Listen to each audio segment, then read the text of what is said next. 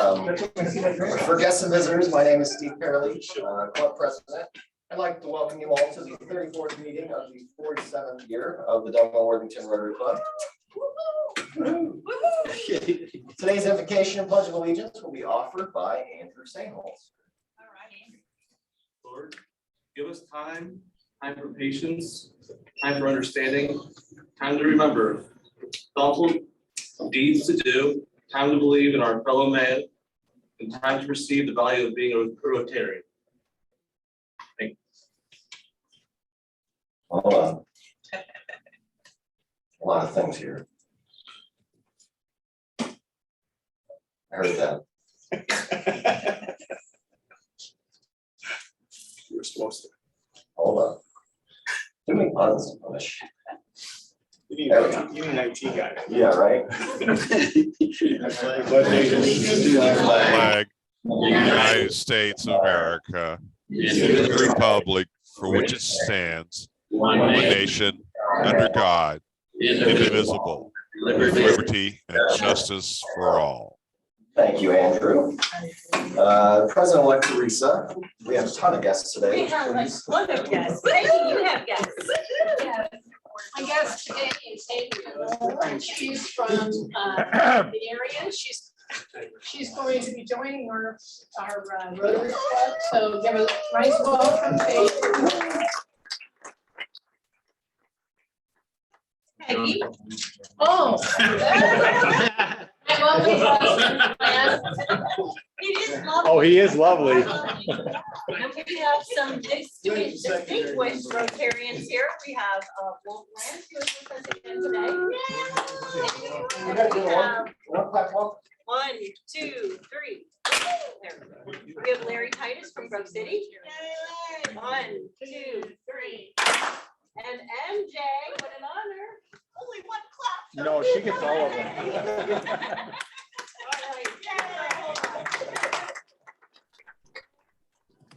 Jim. Oh, you're hiding her. I'd like to introduce my first one. It is made before people like this. Do you have a second wife and a third wife? So can we get You guys asked for some blankets for kids, and I think they'd have to be a little older, but I was trying to use up scraps. So there's one. This one's for somebody younger. Scraps that I had from my stash, and then I brought with me and probably shouldn't have. So that was got dogs and animals and stuff. So you're happy to have them, and I'm happy to get rid of some of the scraps. So thank you. And that's all. Fantastic. Thank you. Are you on the announcements yet? Or you're on Sergeant? Come on, Sergeant. It's Jerry.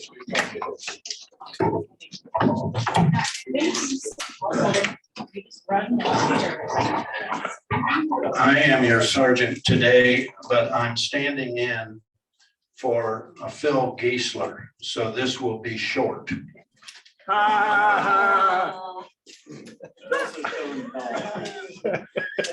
Today is everything day. I'm not kidding. I saw the list of national, it's the national whatever. And so one of them is, this is the national get over it day. So just get over it. Have we submitted a name? Yeah. I'll ask for happy dollars. Who's got some happy dollars? Take a little. The Illini were first in the basketball in Big Ten this year. First time in a few years, so I'll give it $2. Okay, there we go. $2 for the Illini. $1 for having Adrian here today. Very good. Always looking for beautiful guests. Hey, Jerry. Hey, okay, go ahead. Hey, Jerry, I'm happy that my wife contributed 2 blankets to the project, and she wouldn't have her picture taken with them or anything, so there's nothing to record on it.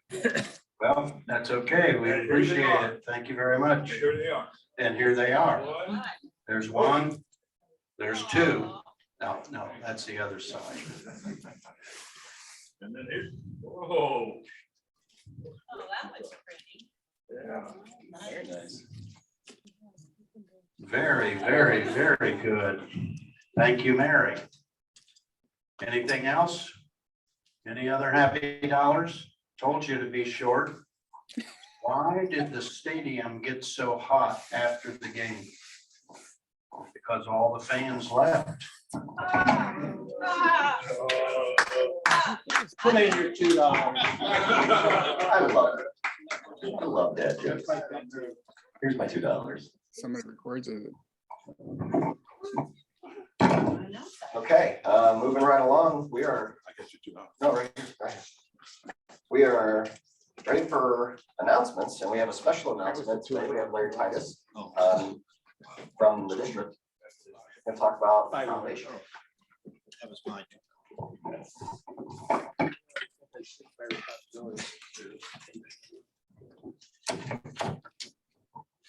I'm Larry Titus. I'm Grove City Rotary. I serve on our district foundation committee, focusing on Paul Harris Society. Thank you for giving the district the opportunity to come in and thank your Paul Harris Society members. You actually have 6 of them. It's awesome. When I started with Rotary, the first district conference, we have one coming up, you got to sign up for that right away. It's a lot of fun. I met so many awesome people there, and I remember at the time just saying, man, someday I want to get out and meet all these unique 58 clubs and see what the difference they're making in the world.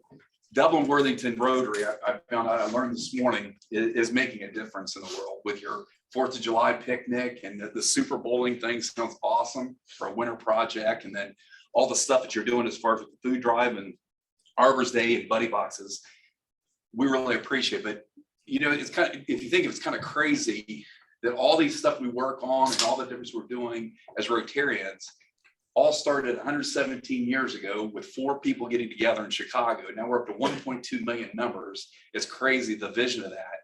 And then only 12 years later in Cleveland, Ohio, we started a Rotary International Foundation. And the Rotary International Foundation is the key for us being sustainable for generations to come and being relevant for the next 100 years. 18% of the money worldwide that comes into the Rotary Foundation comes from the Paul Harris Society. In the district, it's even better. 40% of the money we raise comes from 145 Paul Harris Society members, which is just incredible. That's roughly 5% of Rotarians. Yeah, woohoo! 5% of the Rotarians in our district make up 40% of the giving to the foundation, which is incredible. We have, and I'm here today to thank those individuals. I'm not here to ask for anything and stuff. It's the $1,000 commitment a year or $85 a month is a very personal decision, but we want to thank and recognize your 6 members that have made this commitment as making such a generous contribution. Your district governor has some gifts for them. So when your name's called, can you please come up and accept them? Mark Beaver.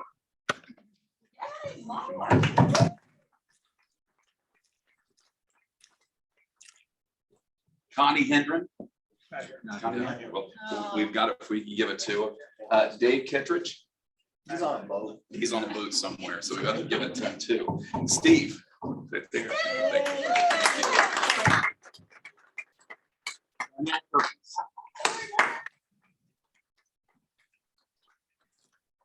Alan Wood. Is Alan here? Thank you, Alan. See ya. Thank you. That's good. Appreciate your generosity and all you're doing. And I've left information on the tables there. On the back side of it, we as Rotarians get a little crazy with our terminology once where it gets a little confusing. So we've put some contacts and some definitions on there. Thank you very much again for having us today. We really appreciate it. It's so awesome having MJ follow me around on the tour and stuff. And we love not telling anybody, just MJ just pops in and they're like, MJ's here. This is great stuff. Thank you. Here's the list of the other folks. Thank you very much.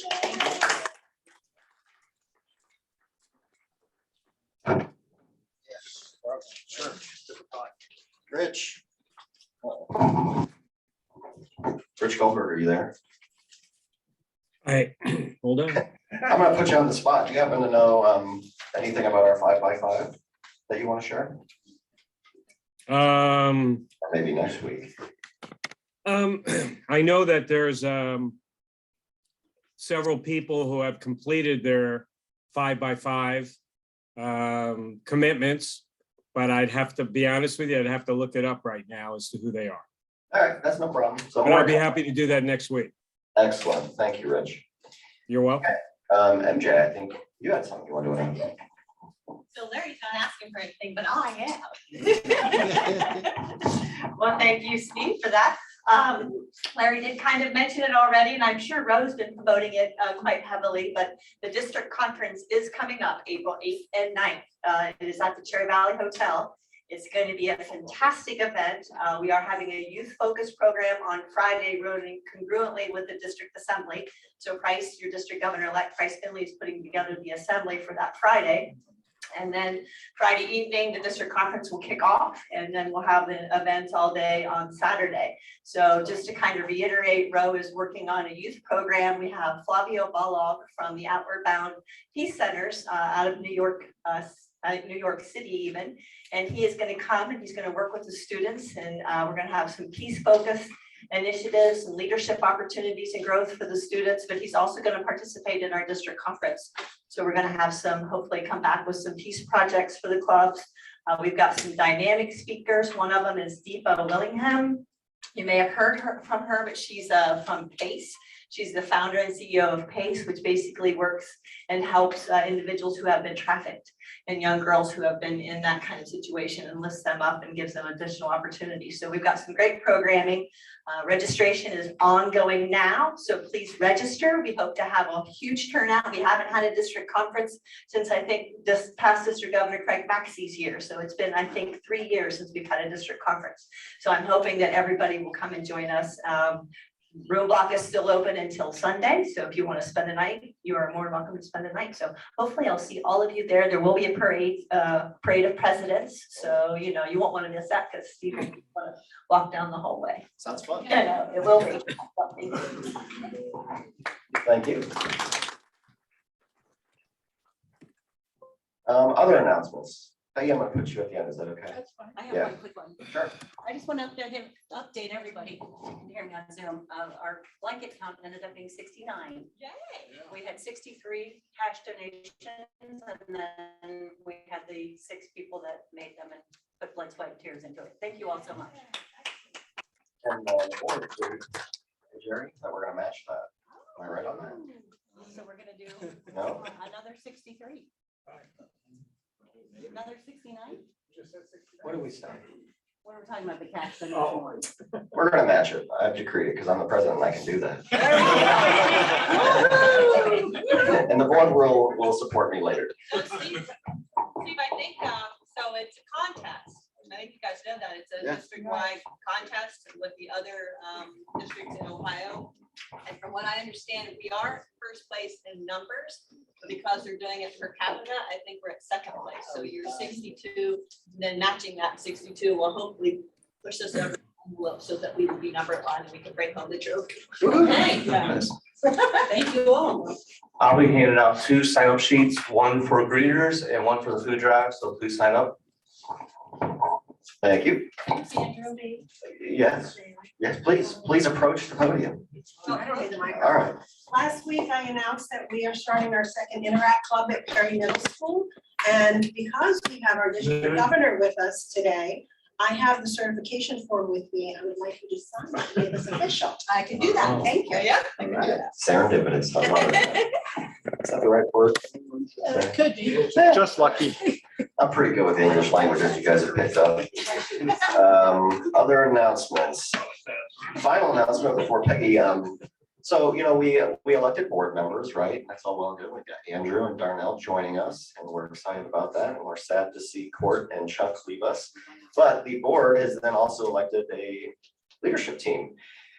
And surprise, most of you have heard it, I'm going to be the president again next year. Teresa will continue as president-elect. Jim Farmer will be vice president, and Jim Miller will serve again as past president. So, and of course, Jerry will be treasurer.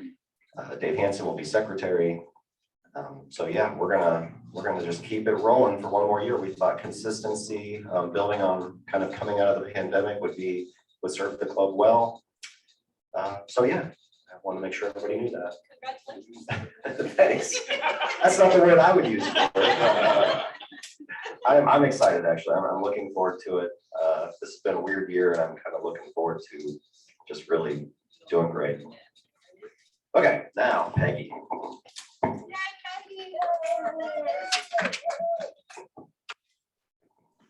You all know that I'll be here every week, passing my Rotary hat around to raise funds for cancer. Our club has been very generous throughout the years. Jerry, you want to pass that over? The last couple years, I was at the James, or talking to my reps at the James, and they told me the last couple of years we've been working with Dr. Jennifer Woyak, and she is the head of the project to find drugs to help people that have CLL leukemia. So I'm not going to tell you about it. I've got a video here, and this is Dr. Jennifer Woyak. Please, this is where your money's been going. She's got a message for you.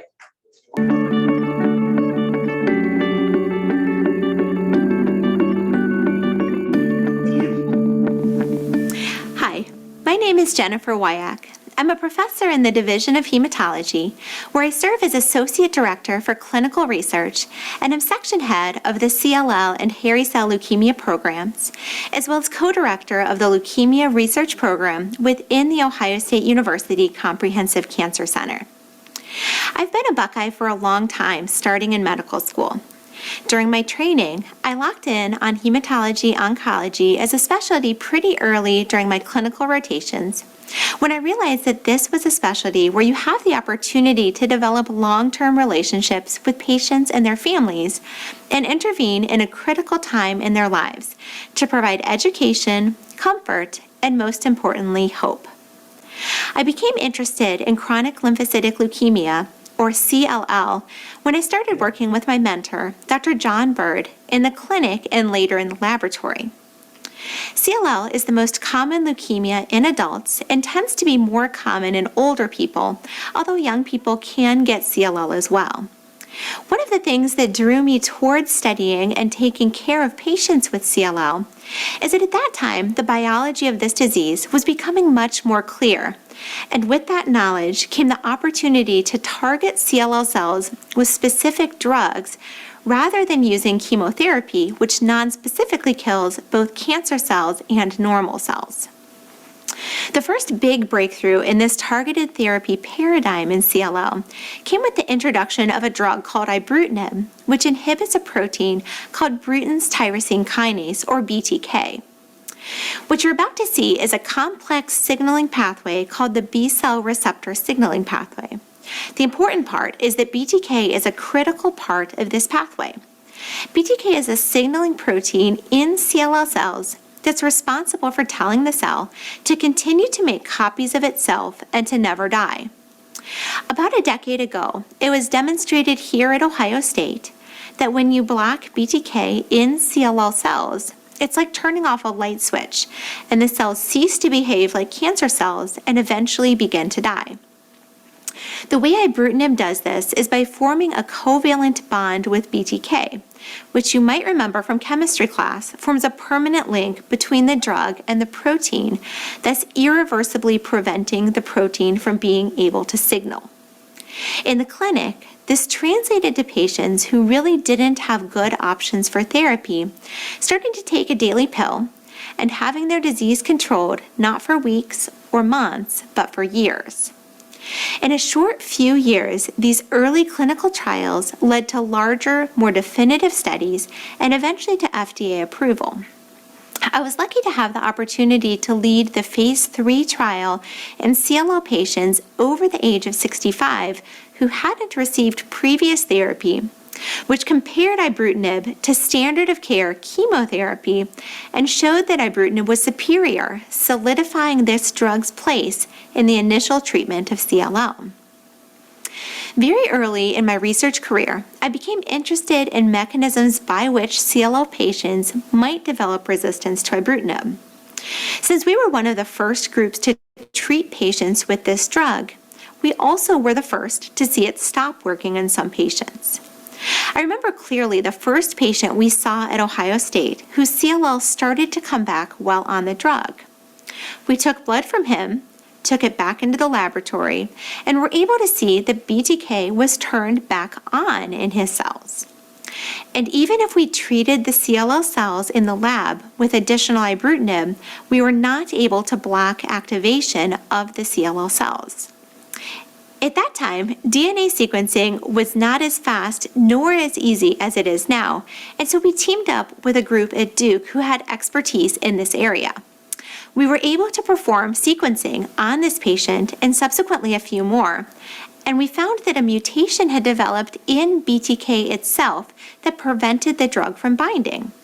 We then worked together with scientists at a couple of other centers who also had collected samples from patients who relapsed, and were able to show that this acquired mutation in BTK was a common mechanism of relapse. We actually were able to publish these findings only a couple of months after the drug became FDA approved for CLL, which gave us a big head start to figure out something to do for these patients. We hoped that by understanding the mechanism of resistance, we might be better able to tailor an effective and tolerable therapy for these patients. So, what does resistance to ibrutinib mean to an individual patient? At first, what it meant is that patients who were doing very well on a drug for many years, over the period of a few months, would have their lymph nodes enlarge and their blood counts drop, and begin to feel just as poorly as before they started taking the medication. And unfortunately, since we did not have effective therapies in the post-ibrutinib setting at that time, it meant that many of these early patients ultimately died of their disease. But don't worry, this isn't the end of the story. Our CLL group at Ohio State confronted this problem by performing a number of clinical trials with targeted agents in development at the time, and found only one drug that was effective in these patients. This drug, called venetoclax, became FDA approved and provided a glimmer of hope. But outcomes still weren't great, with the average remission only lasting about 2 years. Luckily, the next breakthrough provided even more hope. Through work in the laboratory, fueled by donors like you, and in partnership with CLL patients willing to donate blood for our work, we were able to show that even with mutations in BTK, the B-cell receptor signaling pathway that includes this protein remains active and critical to CLL cell survival. This suggested that we could potentially still target BTK if we could find a drug that worked in the presence of the mutation. This finding actually led to an entirely new class of drugs, the reversible BTK inhibitors. Reversible inhibitors, which are actually more common in cancer medicine than irreversible inhibitors like ibrutinib, form a non-covalent bond with the target protein. In this case, they bind to a distinct site on BTK from ibrutinib. For the non-scientists, I mentioned before that blocking BTK is like turning off a light switch to the CLL cells. Let's switch that metaphor a minute to a car driving too fast down the highway. An irreversible inhibitor like ibrutinib is like stopping the car by draining the gasoline. You're not going to be able to get going again until you get some more gas. And in this metaphor, gas is BTK. A reversible inhibitor, though, is like stepping on the brakes. Both ways are going to stop the car, but if you're using the brakes, you need to keep your foot on the brake to keep the car stopped. Our group, working with companies that manufacture these reversible inhibitors, was the first to show that reversible BTK inhibitors are active in CLL patient samples that are resistant to ibrutinib. Using this mechanism, there are a number of drugs currently in early stage clinical trials that are looking exceptionally promising, including in patients who have relapsed on ibrutinib and all other available treatments. Even right now, we are seeing patients who did not have other good options for therapy having remissions going on for years with these medications. None of what I have described would be possible without a place like Ohio State, where we have a strong CLL clinical team tightly integrated with an equally strong laboratory team. Both of these teams, within the framework of this world-class cancer center, allow research to move quickly from bench to bedside and back and forth, so that each time we reach the bedside, our treatments are better. So where are we headed now? The ultimate goal of all of the work that we do is to advance our care of our CLL patients to the point where we can confidently tell patients at diagnosis that their lifespan will not be shortened by this disease. That's where we are headed, and I look forward to working with all of you to make that possible. Thank you. Okay, Peggy, you stand up and pop quiz. Thank you, Peggy, for all the work you've been doing on that. Can you update us on numbers by chance? Just that we are running the corner at $225,000.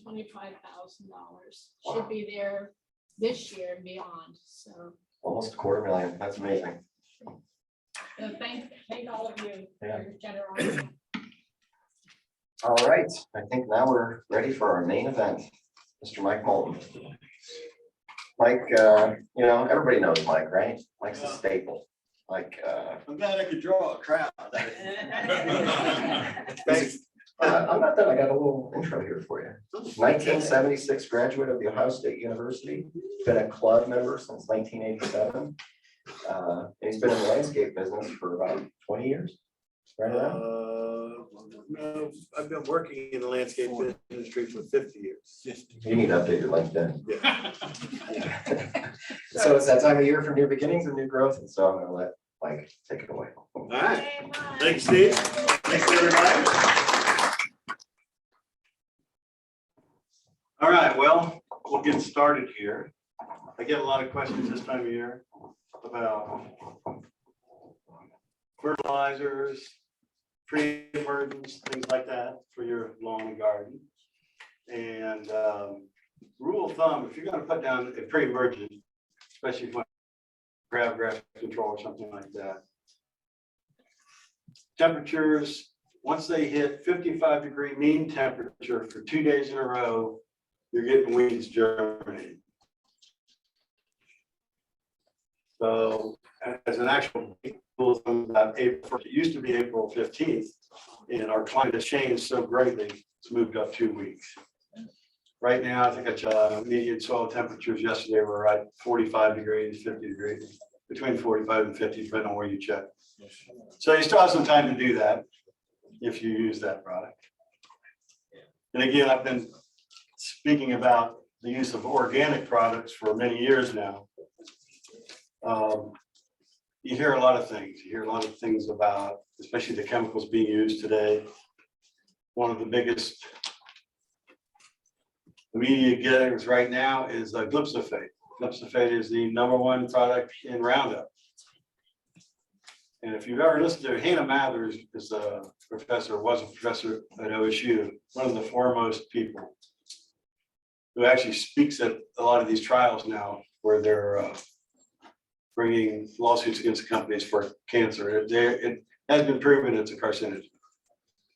The biggest problem you're seeing is now that the patent has wore off, has expired, these new companies are coming out with a bunch of inert ingredients, which are 10 times worse than what was in the original. So you have to be really careful what you use. Use a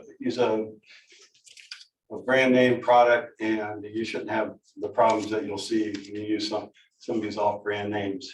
The other chemical that we're seeing a lot of now, especially in the news, are nicotinoids. Nicotinoids are a natural insecticide. They're produced by plants. However, the synthesization of these is causing a great deal of stress on people. It neurological damage, and it's serious neurological damage. So the more you can stay away from any synthetics, please do. You'll benefit in the long run. As you'll know with everything, weed killers, insecticides, herbicides, these all weaken your immune system. They weaken your immune system, your immune system, your pet's immune system. The more you can decrease the use of those products, the better off you're going to be. So I've got a slide we'll go through now. This is a website, if you guys want to visit it, really good company, it's ecobeneficial.com, and they have blogs, they have help where you can get on and they'll actually price. We'll help you with some of your problems, but they have, it is 20, but I'm just going to go through the top 10, and then I'm going to run you through slides of perennial plant of the year selection for the last 20 years. And got some pretty good selections. If nobody, if you guys haven't heard about the Perennial Plant Association, it's a group of growers, gardeners, people that are in the industry, and they get together once a year and they select the best for their bloom, the best for their hardiness, the best for their insect and disease resistance. So get on their website, they've got some really good stuff. When you, and then like I said, we'll run through the plant. If you look at the list up here, the very first is reduce or eliminate the green desert, and that's lawn. And there, I mean, you can't replace the lawn. I don't care. I've tried. But the thing about grass is it takes 3 times the amount of water as any plant bed, and it takes 4 times the amount of fertilizer and insecticide to keep it healthy. People, I want it like a golf course. Well, golf courses have $1.5 million per year budget on chemicals, just on chemicals. So you know how much they spend to keep that grass green. The more you can eliminate that, the more you can get back to just bed space, better off you are.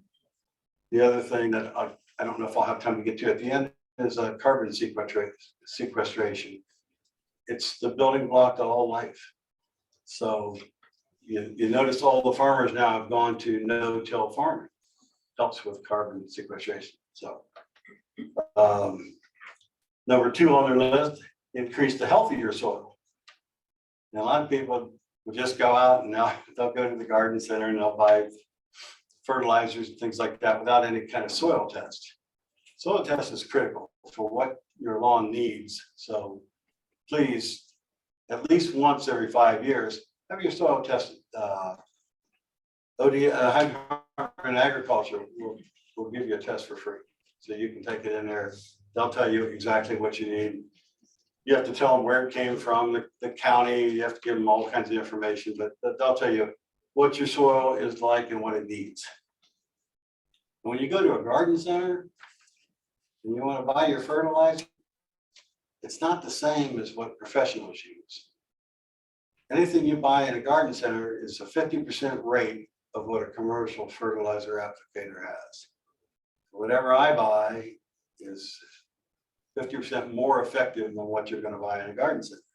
A lot of people don't understand that. The reason for that is that people will go to a garden center, they'll buy a chemical or a fertilizer. If 2 ounces per gallon is good, 4 ounces per gallon, it's got to be great.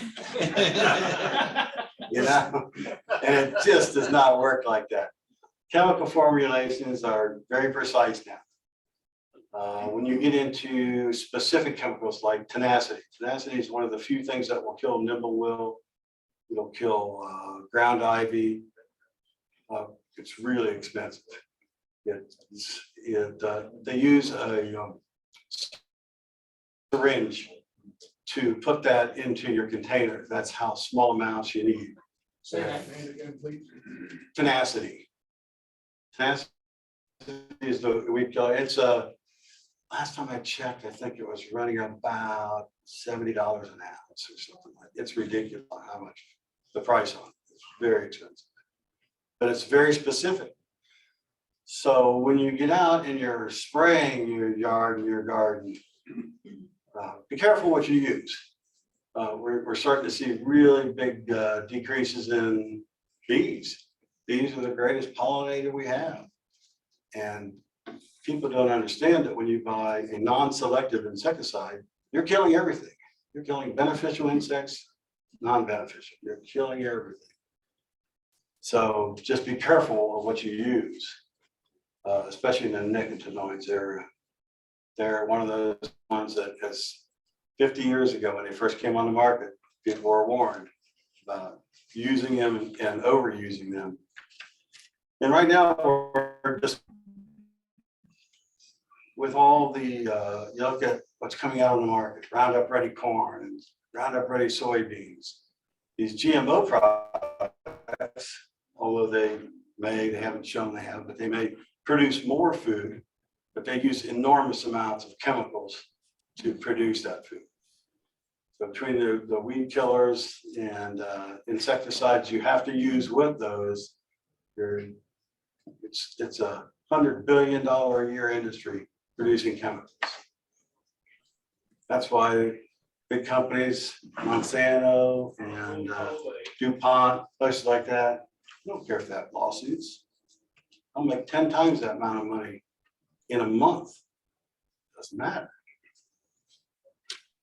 So we'll keep going through these because there's all kinds of good stuff in here. Limit the use of organic pesticides. Organics work pretty good. I use organic mosquito control. Smells pretty good. You know, works for about 2 days, which is all I need it for. If I have a 4th of July party, I can spray the day before. It's healthy, it's safe for your pets, for children, so that works really well. Support your beneficial insects.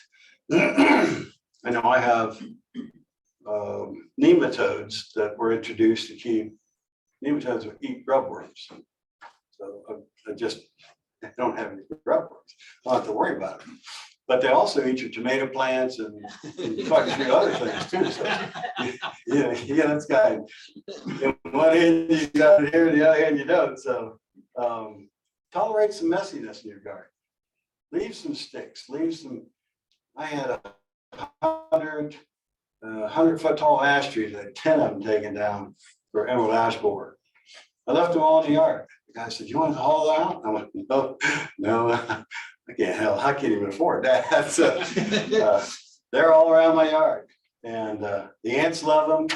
The other insects love them. I mean, it's just so you're just creating an environment where these beneficial insects actually improve your lawn, your garden, your soils. Tolerate some plant damage. You got some plants that have broken in, you can leave them alone. Some other insect or bird will benefit from that. You don't need to take them all away right away. That's the other thing I see people, they tell me, "Can you come and rake all my leaves in the fall?" Well, those leaves that fall are what protect your plants. You don't need to rake all your leaves up in the fall. I haven't raked the leaves in my backyard. A lot of you see my backyard, it's all completely wooded. I haven't raked a leaf in almost 10 years. Because I mulch them all. They go right back into the soil. That's a little bit more work as the older I get. Yeah.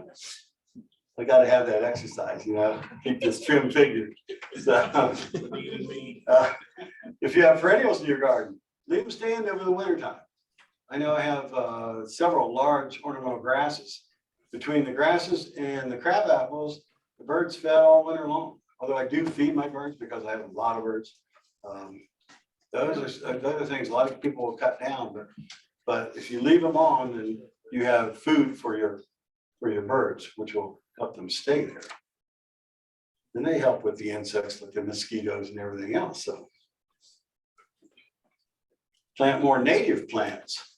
Now, there was probably 10 years ago when people really got on this kick about we want to plant nothing but native plants. That's hard to do. It's really hard to do. I'd say 70% of all plant varieties in the United States came from China. Crab apples, first crab apple found, China. So Johnny Appleseed must have been on a boat for a while. So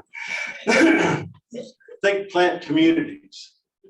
Introduce plants that will grow well together. OSU did some surveys on multi-crop planting, where they had something planted with corn or something with wheat. They tried to introduce different crops. what they did was got twice the crops out of the same amount of ground. We're gonna run out of ground pretty soon for all these big farms that are taking care of the population as we have it. So they're looking at all kinds of different ways to out of the ground or planter gardens work really well. I don't have any tomatoes in the ground because I have nematodes, so they're all in planters. I have pots, 75 pots around my house. And it's a real pain in the butt, I can tell you that. When you have to come home every night and water 75 pots, but you know, get the benefit out of them, so it's all good. Now, what I'll do is take you through some of these selections of perennial plant of the year. If I get to running too long, you guys just tell me and I'll stop.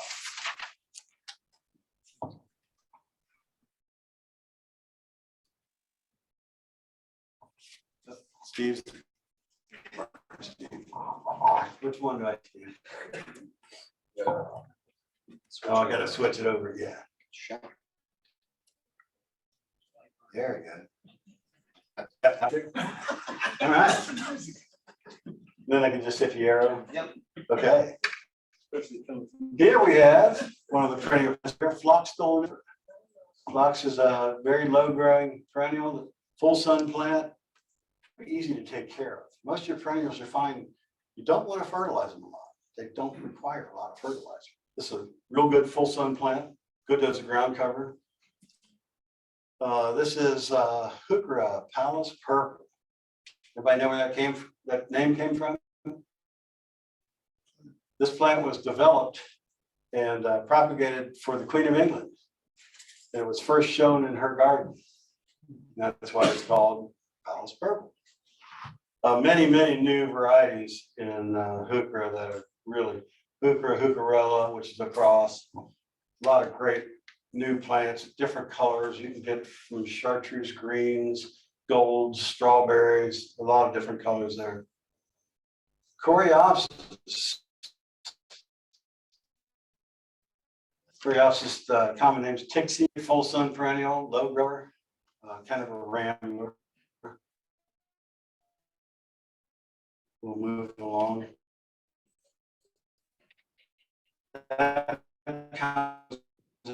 Different colors. If you like yellows, that's a great one. Because sunny border blue, which common name is Spidwell. Good plant, will rebloom if you cut the tops back on it. Most of the time now.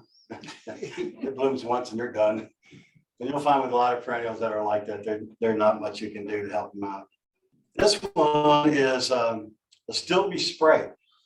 It has a real bright pink. It's really good. The Stilby likes wet and it likes partial shade. But you can put this in standing water. It's one of those plants that will tolerate as much water as you can get. Let us go of this is a typical foliage, Russian sage. Nice thing to know about Russian sage, it's not Russian, it's not sage. I don't know where the name came from, but just a little background on that one. Great plant for full sun, really nice purple flower. It stands tall in your garden, nice backdrop plant. So if you've got some lower plants in front of it, it does a wonderful job. This is Penstemon Husker Red. This is a really wonderful plant. Again, it's a full sun plant. Fairly tall, it gets in that 3-foot range. Good leaf color, good bloom, attracts a lot of bees. Many of these plants that you get, especially like Russian sage, don't put them around your patio. Unless you want a lot of bees around your food when you're eating, don't put them around your patio.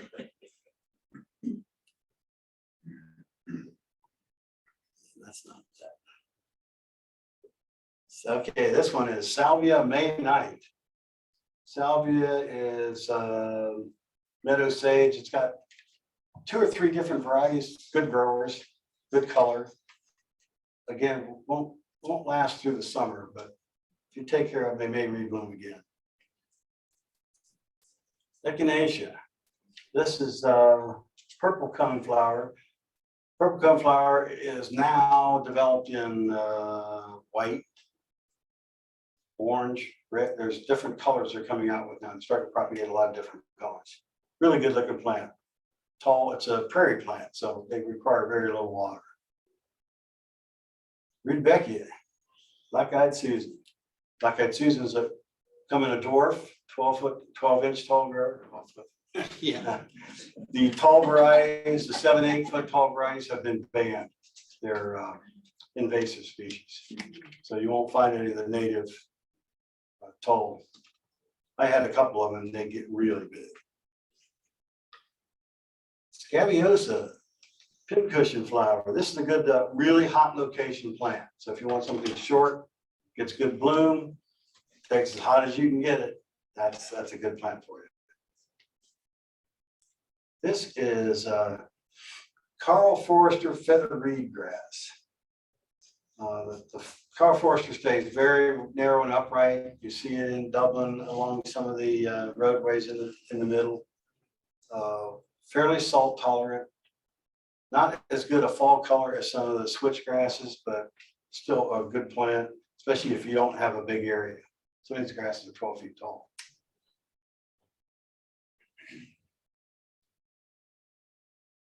This is phlox, garden phlox Davidii. Now, the Davidii is one of the few garden phlox that will not get powdery mildew. Almost every phlox variety gets powdery mildew. So if you have it, put it out where it gets air and a lot of sun. If you get this in a little bit of shade, it'll get powdery mildew, which will go to all your other plants. That's a Shasta daisy, Leucanthemum Becky. Becky is the only one of the Shasta daisy families that will stand upright. It won't lay over. So if you see some of the other ones that lay over during the season, this one stays perfectly upright. Good plant, good selection. This is a Japanese painted fern. A lot of people think that ferns like shade, but they don't like dense shade. They like a mottled shade. So this plant I've actually gotten out to where it almost will get full sun. Pretty good grower. And it's one of the shortest of all the ferns. Good silver color. If you like silvers in your garden, that's the one you want to use. Hellebore, Len Rose, fabulous plant. This is a semi-evergreen. It holds its leaf all winter long. I've had it bloom in December. I've had it bloom in early March. If it gets warm enough, this plant will bloom. And it'll bloom all summer long. Many varieties of that. You can get red, pink, blue, just a lot of different colors. Great plant, very easy to take care of.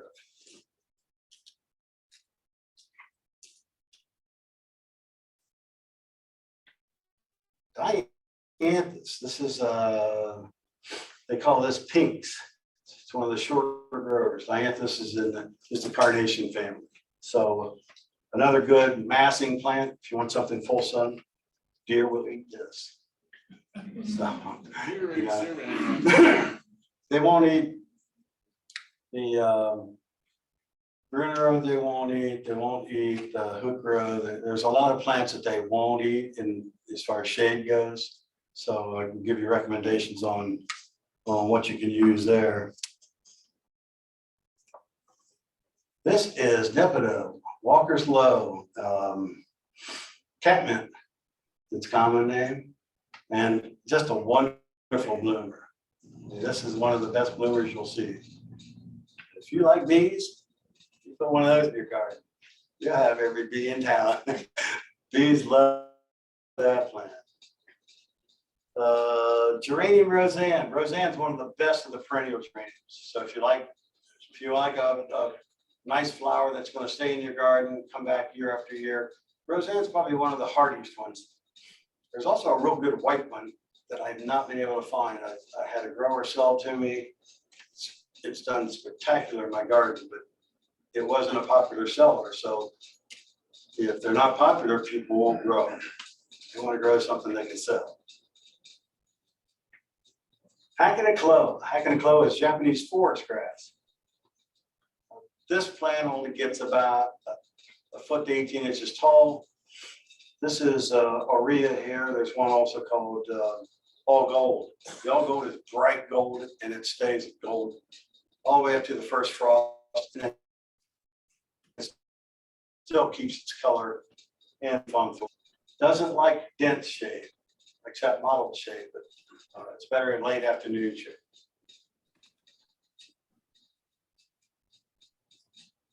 Baptisia, that's what the Indians used to make their blue colors for their blankets out of. False blue indigo. That one's been around for hundreds and hundreds of years.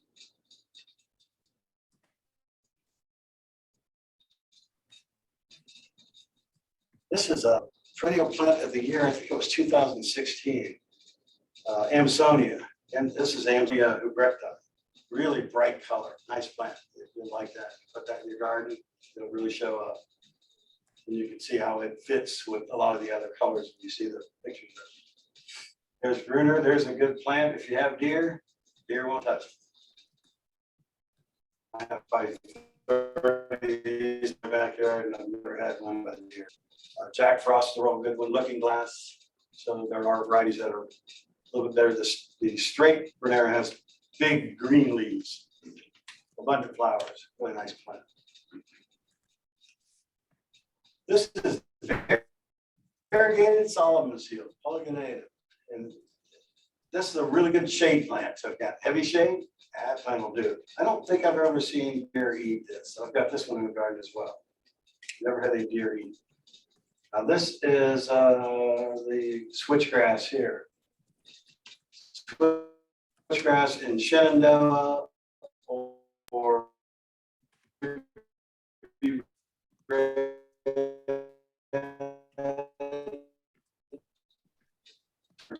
red ball. Good plant as you'll ever find in your garden. This is another variety of the perennial geranium. This one gets a little bit taller.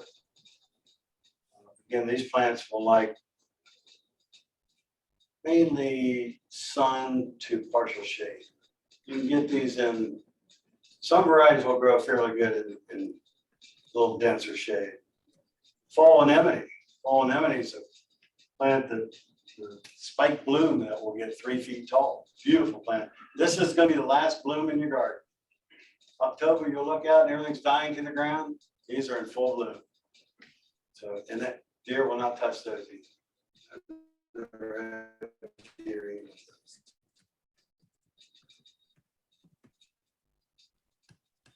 Asclepias, this is butterfly weed. This is a really good orange. I mean, if you like orange plants, this is really good orange. So it was perennial plant of the year in 2017, I believe. So that's what we have for the pictures. You know what time it is, but 5 till. All right. Well, I'll tell you what. I'm just going to wrap it up there and take any questions that you may have. So, do I have any questions? I had a friend who made the mistake of planting bamboo in his backyard. Oh no! Thought it would be cute, you know, now they're 15 feet high, and Yeah. he can't get rid of it. I mean, it's growing into the yard. So, if you have you ever been down 161?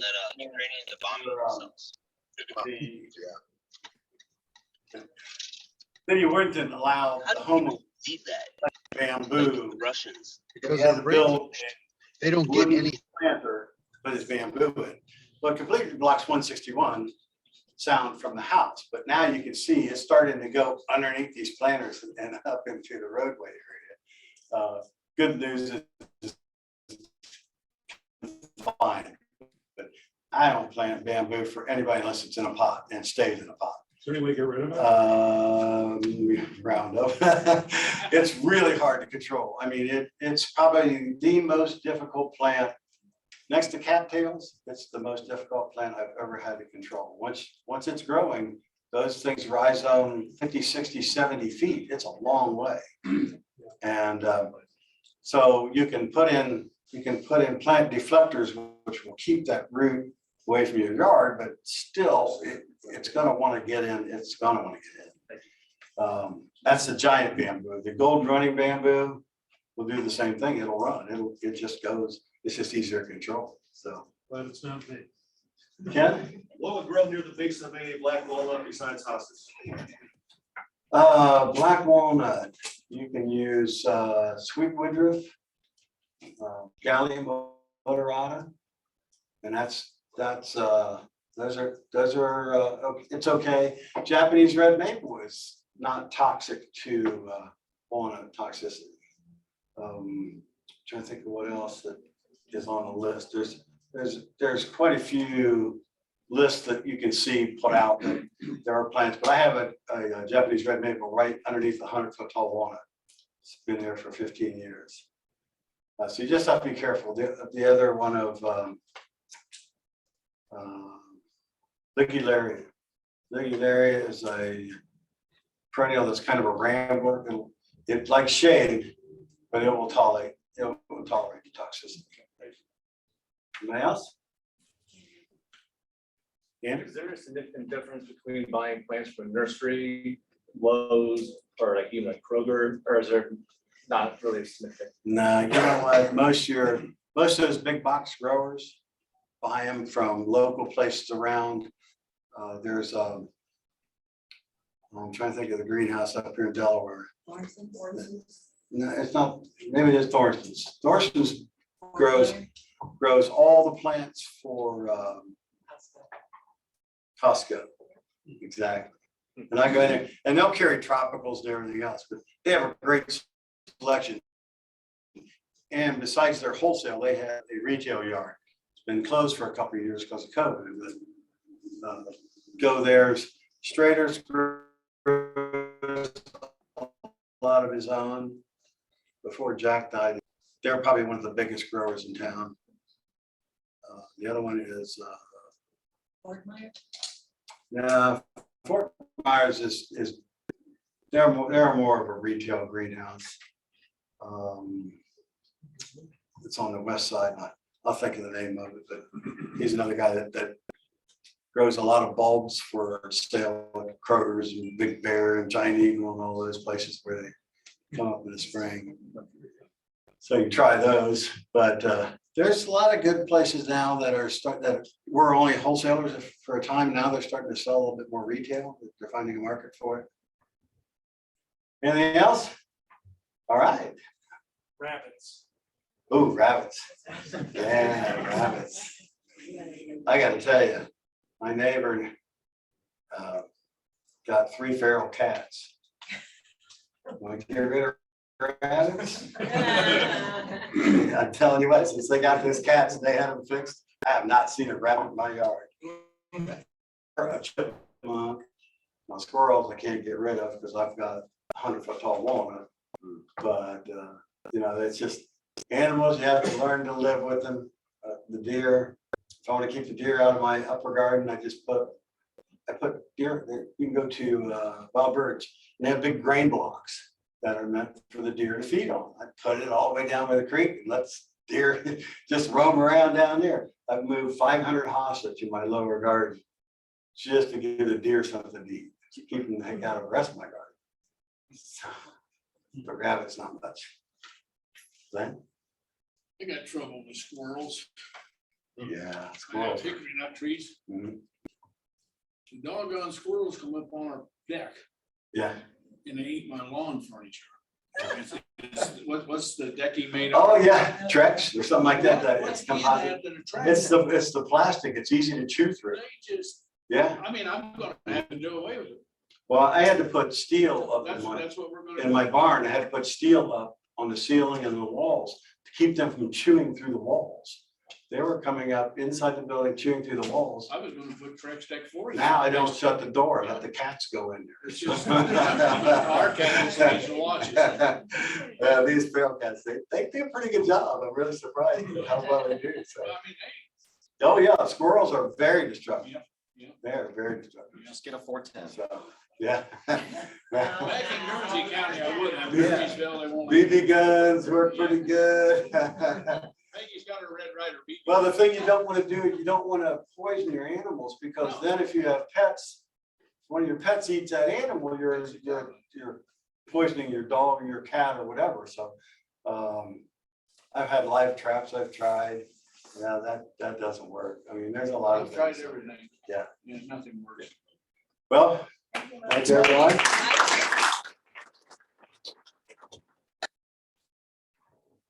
Thank you very much.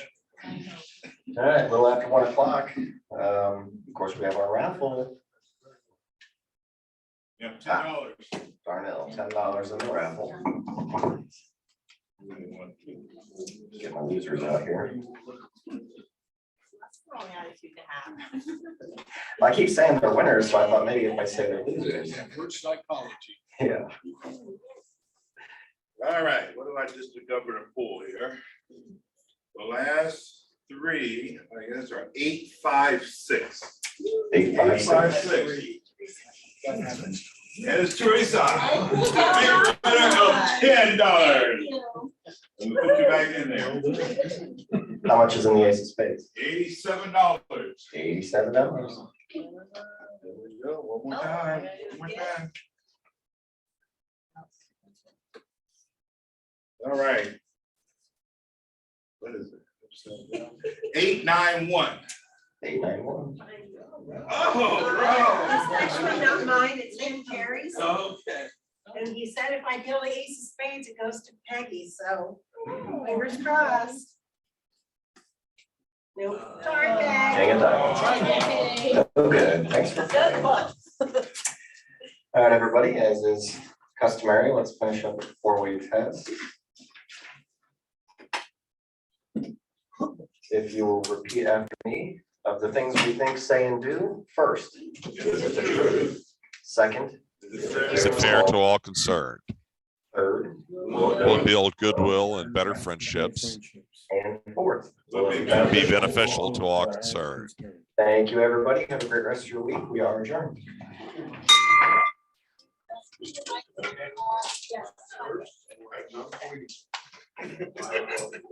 Yes.